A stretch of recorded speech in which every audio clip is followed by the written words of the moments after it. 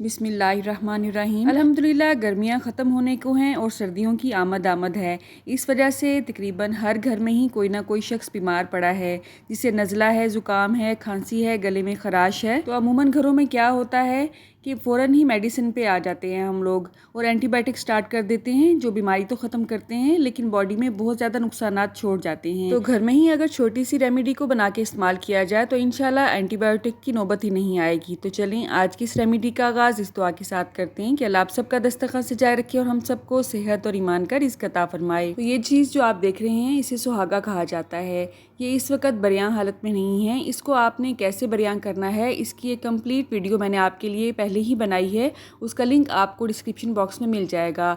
इसे मैंने तवे पे अच्छी तरह से भून के बरियां किया है पहले और उसके बाद इसे ग्राइंड करके इसका पाउडर बना लिया है। आपने इसको कच्चा इस्तेमाल नहीं करना है वरना इसका कोई फ़ायदा नहीं होगा बल्कि नुकसान ही होगा। तो यहाँ पे इसका पाउडर मैंने लिया है 1 चम्मच। सुहागा को इंग्लिश में बोरेक्स भी कहा जाता है। अब यहाँ पे आधे से भी आधा चम्मच मैंने लिया है हल्दी पाउडर का। हल्दी पाउडर को आप जानते हैं ये नेचुरल एंटीबायोटिक का काम करती है। इसी तरह ही बोरेक्स या सुहागा गले की तमाम इन्फेक्शन के लिए बहुत मुफीद माना जाता है। जितनी मिकदार में मैंने हल्दी ली है उतनी ही मिकदार में मैंने पीसी हुई काली मिर्च ली है। काली मिर्च को भी गले के तमाम अमराज के लिए बहुत मुफीद माना जाता है। इसके अलावा यहाँ पे मेरे पास है मुलट्ठी पाउडर, ये मैंने आधा चम्मच लिया है। गले और मुंह के तमाम इन्फेक्शंस के लिए मुलट्ठी को बहुत मुफीद माना जाता है। मुलट्ठी का कहवा अगर बना के पिया जाए तो आपकी खांसी शदीद से शदीद भी अगर हो तो इंशाल्लाह चंद दिन में ही वो ख़त्म हो जाएगी। मुलट्ठी के कहवे की रेसिपी भी इंशाल्लाह मैं आपको डिस्क्रिप्शन बॉक्स में दे दूँगी, ठीक है। तमाम पाउडर को हमने अच्छी तरह से मिक्स कर लेना है।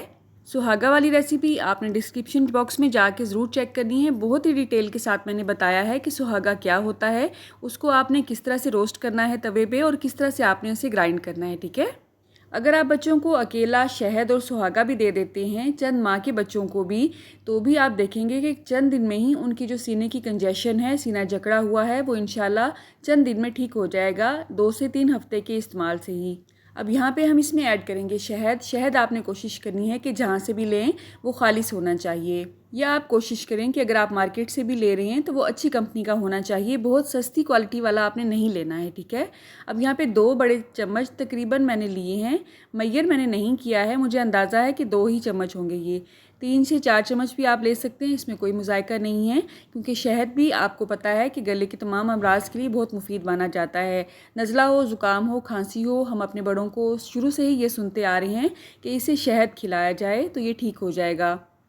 अच्छा, अगर आप चंद माह के बच्चों को ये देना चाहते हैं तो आपने इसमें काली मिर्च के पाउडर को स्किप कर देना है, ठीक है, क्योंकि काली मिर्च का जो पाउडर है ये गले में थोड़ा सा चुभता है। बड़े अगर इस रेमेडी को इस्तेमाल करते हैं तो वो फ़ौरन पानी भी पी सकते हैं ताकि जो गले की चुभन है वो ख़त्म हो जाए काली मिर्च की वजह से। छोटे बच्चे क्योंकि पानी नहीं पी सकते हैं तो आपने काली मिर्च को स्किप कर देना है, ठीक है।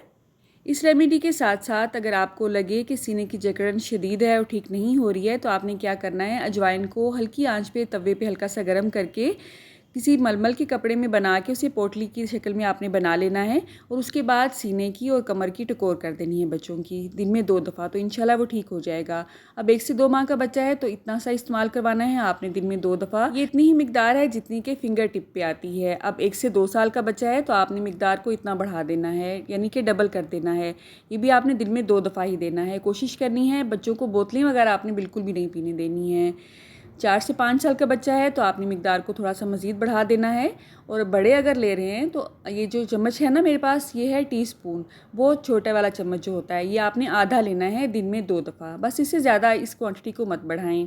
सुहागा के इस्तेमाल से हल्का सा पेट खुलता है, थोड़ा सा मोशन आता है, तो आपने परेशान नहीं होना है, ये नेचुरल चीज़ है, इंशाल्लाह पेट सेट हो जाता है।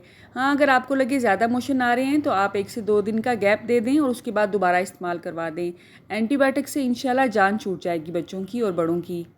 नज़ला हो, ज़ुकाम हो, खांसी हो, गरारे तो मस्ट बनते हैं। जिन बच्चों को गरारे करने आते हैं दिन में 2 दफ़ा नमक वाले पानी से ज़रूर गरारे करवाएं। आधी बीमारी तो गरारों से ही ख़त्म हो जाती है। इस दवा को बना के आप लंबे अरसे तक स्टोर कर सकते हैं शेल्फ़ पे ही, इसे कुछ भी नहीं होता है, फ्रिज में रखने की भी ज़रूरत नहीं पड़ेगी। लेकिन कोशिश करें कि इतना सा ही बनाएं, जब ख़त्म हो जाए तो मज़ीद बना लें। आपको मुलट्ठी का पाउडर भी पंसार की दुकान से आसानी से मिल जाएगा। सुहागा कच्चा मिलेगा, बरियां किया हुआ नहीं मिलेगा, तो वो आपने तवे पे खुद ही बरियां या रोस्ट कर लेना है, ठीक है। आप सबको सेहत और ईमान का रिज़्क अता फरमाए और हम सब के रिज़्क में कसरत से ज़्यादा बरकत और आसानी अता फरमाए। रुके रुके सुने, जाने से पहले वीडियो को लाइक कर दें, अच्छी लगी तो शेयर कर दें और सब्सक्राइब करने के बाद बेल का आइकन भी ज़रूर प्रेस करें। जज़ाकल्लाह। मेरी नेक्स्ट वीडियो तक अल्लाह हाफ़िज़।